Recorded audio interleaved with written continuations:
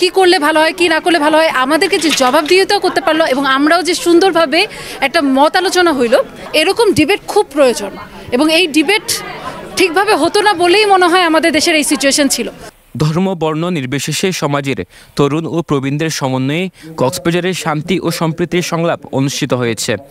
সোমবার দুপুরে Cox's Bazar public library মিলনায়তনে শান্তির এই সংলাপ অনুষ্ঠিত হয়।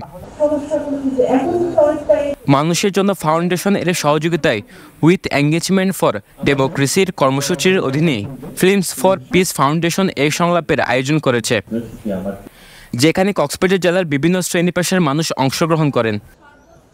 সংলাপের বিষয় শান্তি ও সামাজিক সম্প্রীতি, যেখানে ধর্ম বর্ণ নির্বিশেষে সমাজের তরুণ ও প্রবীণদের সমন্বয়ে কীভাবে মানবাধিকার, গণতন্ত্র এবং ন্যায় বিচার প্রতিষ্ঠা করে সবার জন্য একটি সহিংসতামুক্ত, শান্তিপূর্ণ, অন্তর্ভুক্তিমূলক, সহনশীল এবং টেকসই সমাজ বিনির্মাণ করা যায় এ নিয়ে আলোচনা হয়।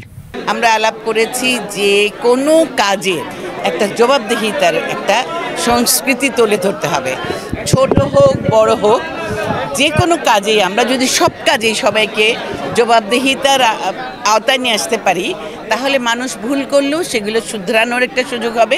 আমার মনে হয় সব কিছুর একটা শুরু আছে। তো শান্তি সম্প্রীতি সংলাপে এই যে আজকে সবার সাথে আমরা একটা মত বিনিময় করলাম, সবাই যেভাবে আমাদেরকে একটা তাদের মতামত জানাইলো, প্রত্যেকটা প্রশ্নতে তারা আমাদেরকে কি করলে ভালো হয়, কি না করলে ভালো হয়, আমাদেরকে যে জবাবদিহিতাও করতে পারলো এবং আমরাও যে সুন্দরভাবে একটা মত আলোচনা হইল, এটাই আমার মনে হয় যে বেস্ট পার্ট। এবং এটা শুরু হোক, এরকম ডিবেট খুব প্রয়োজন।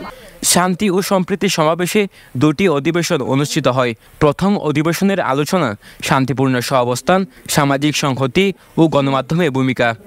দ্বিতীয় অধিবেশনে আলোচনা হয় আন্তঃপ্রজন্ম সংলাপ ও সামাজিক সংহতি নিয়ে।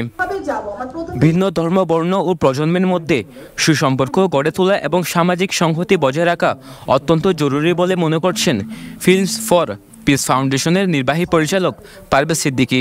যারা আসছে তারা কিন্তু একটা কমিটমেন্ট দিয়েছে যে আমরা আমার সোসাইটিকে শান্তিপূর্ণ করব। অনেকে বলছে যে আমার গ্রামটা, আমার ইউনিয়নটাকে আমি শান্তিপূর্ণ করব, সেখানে যাতে কেউ গুজব ছড়িয়ে যাতে সহিংসতা ছড়াতে না পারে।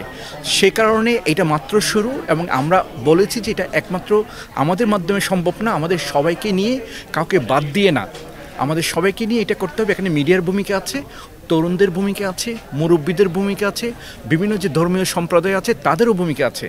কক্সবাজারে বসবাস করে বিভিন্ন ধর্মাবলম্বীর মানুষ, তাই এমন সংলাপের আয়োজনে কক্সবাজারের শান্তি ও সম্প্রীতির রক্ষায় অবদান রাখবে বলে মনে করছেন সকলেই। News desk, pen one news.